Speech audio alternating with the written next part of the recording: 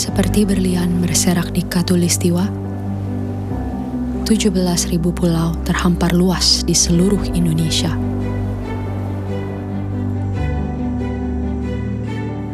Lebih dari 700 bahasa, 300 suku, beragam budaya dan agama, tak mampu menghalangi kita menjadi bangsa yang satu.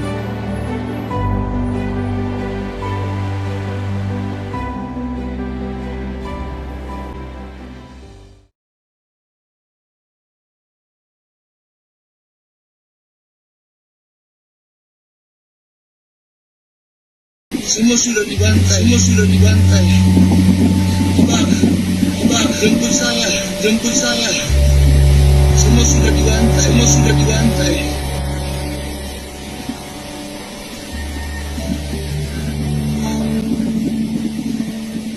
Jemput saya, Bang. Baru-baru ini, Indonesia dikagetkan oleh pembantaian petugas tower oleh KKB di Papua. Sebagian masyarakat mungkin bertanya-tanya, apakah KKB itu? KKB adalah kependekan dari kelompok kriminal bersenjata yang tujuannya untuk melepaskan diri dari Indonesia. KKB sendiri menamai dirinya OPM atau Organisasi Pembebasan Papua Merdeka.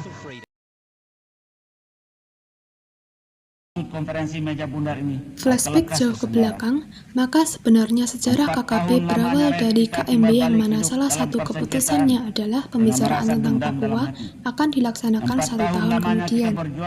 Namun, pada kenyataannya Belanda justru mengulur-ngulur waktu hingga tahun 1961, di mana kala itu Belanda malah mempersiapkan dekolonialisasi Papua dengan argumen ras dan etnis, yaitu Indonesia ras Melayu, sementara Papua ras Melanesia.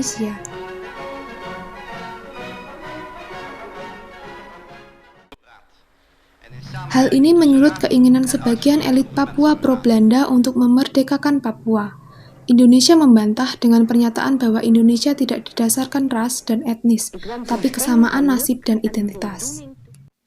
Karena kebijakan Belanda tersebut adalah kebijakan yang biasa dilakukan oleh kolonial seperti yang terjadi pada suku Hutu dan Tutsi di Rwanda yang dipecah belah kerajaan Belgia, juga India dan Pakistan yang dipisahkan Inggris karena perbedaan agama hingga menghasilkan perpecahan.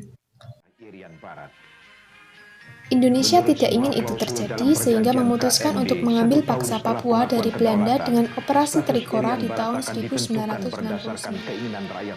Gagalkan, hei seluruh rakyat Indonesia, gagalkan pendirian negara Papua itu. Apa komando saya lagi? Hei seluruh rakyat Indonesia, kibarkan bendera sang merah putih di Papua, di negara di Irian Barat itu. Indonesia berhasil menjalankan operasi tersebut dengan hasil Belanda menyerahkan kekuasaannya terhadap Papua kepada PBB. PBB kemudian menyerahkan kekuasaan terhadap Papua kepada Indonesia dengan syarat Indonesia harus mengadakan PPRA. Hal ini membuat beberapa elit Papua kecewa dan menyulut terbentuknya OPM. Hasil PPRA 1969 adalah rakyat Papua memilih bergabung dengan rakyat Indonesia dan memunculkan nama Irian Jaya. Dan sampai sekarang, Irian Barat masih menjadi wilayah RI yang dibagi 2 provinsi, yaitu Provinsi Irian Jaya dan Provinsi Irian Jaya Barat. Pihak yang kalah tidak terima, pemberontakan semakin meningkat.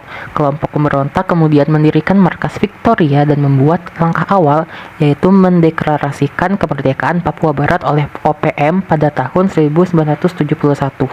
Pada tahun 1970 dan awal 1980, kegiatan militer Indonesia meningkat dan kelompok markas Victoria lari ke luar negeri. Pada tahun 1980 muncul Kelly Kwalik sebagai pemimpin OPM yang melancarkan aksi Freeport tahun 2002. Kelly meninggal, kemudian digantikan oleh Goliat Tabuni. Di masa kepemimpinan Goliat Tabuni, OPM menyerang pekerja konstruksi jembatan di Papua. Goliat Tabuni masih menjadi buronan hingga saat ini.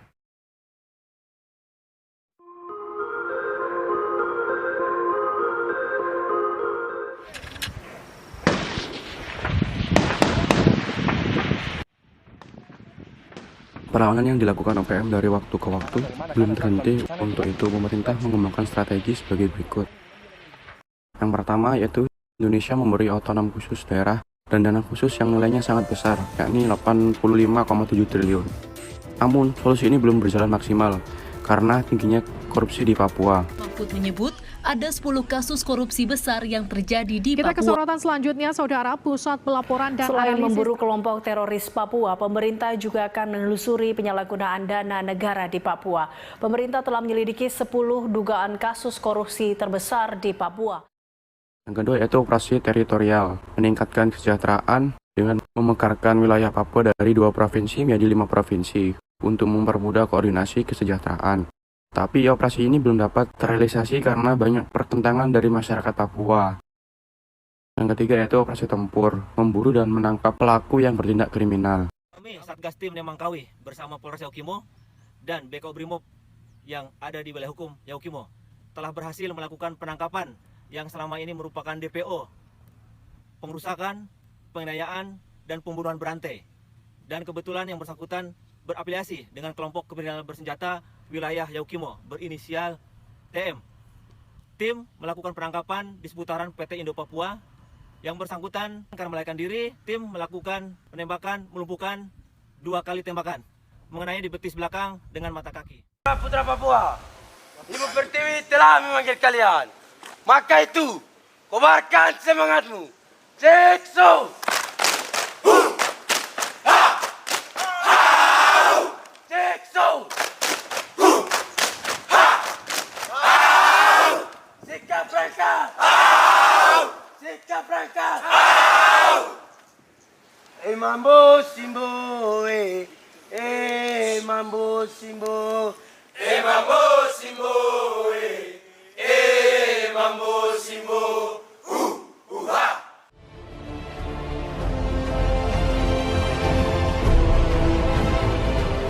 Di mana saja kalian ditugaskan, kalian harus siap. Itulah tentara saya bilang. Ya, dan tentara itu disiapkan untuk berperang itu tugas pokok kita, saya bilang harus semangat, tidak takut mati. Yang penting tugas semangat, jaga keutuhan wilayah NKRI dari Sabang sampai Merauke. Itulah tugas pokok kita. Oh, mereka semangat, mereka semangat, tepuk tangan semuanya. Ini adalah pilot project, ya, yang pertama sekali dan model yang pertama sekali bahwa kita Kodam 18 Kasuari ini mendapatkan kepercayaan untuk mendidik 1000 bintara khusus. Kita akan lihat ini, ya, pilot project kita ini, yang model ini, mudah-mudahan kalau ini berhasil sukses, saya berani lapor ke Bapak Kasat untuk melanjutkan tahun depan ada lagi pendidikan bintara khusus ini, atau mungkin tamtama khusus.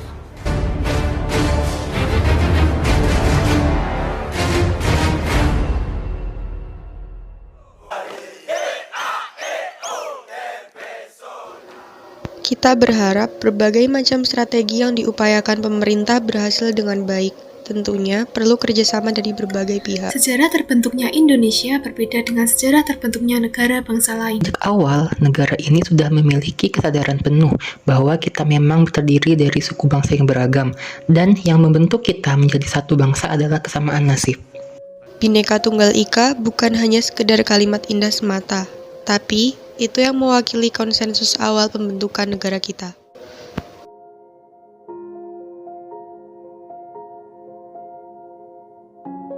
Setelah mengambil alih wilayah Papua, tuduhan akan genosida dan kekerasan terhadap pemerintahan RI kian meningkat hari demi hari. Dan ya, kekerasan memang terjadi di Papua. Namun perlu diingat bahwa kekerasan ini terjadi oleh berbagai macam faktor. Riset yang dilakukan oleh Bank Dunia dengan judul Violent Conflict in Indonesia Studies mengatakan bahwa tingkat korban jiwa akibat konflik di Provinsi Aceh, Sulawesi Tengah, Maluku, Maluku Utara, Papua, dan Papua Barat periode 1998 sampai dengan 2008 telah berkurang secara signifikan. Bahkan, studi tersebut menemukan bahwa konflik antar suku, main hakim sendiri, dan bentuk konflik lainnya telah menelan korban yang lebih banyak daripada konflik antara masyarakat dan aparat pemerintah.